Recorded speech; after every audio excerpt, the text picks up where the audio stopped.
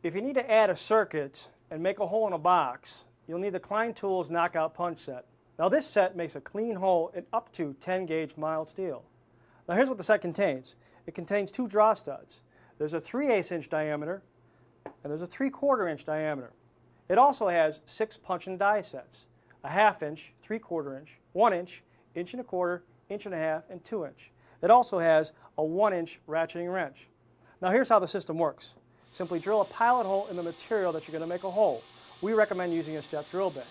The next thing you need to do is take your draw stud with your die, insert that in the hole that you just made. On the opposite side of the material, take your punch and thread that on. Thread it till it's tight on the material. Hand tightening is just fine. The next thing you're going to do is take your 1 inch ratcheting wrench. Make sure that the on is facing towards you, and you're simply going to ratchet down the wrench until you pull the punch through the material.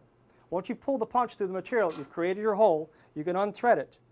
Once you unthread it, you'll notice that the slug is split for easy removal. Now all the pieces are conveniently stored in this carrying case.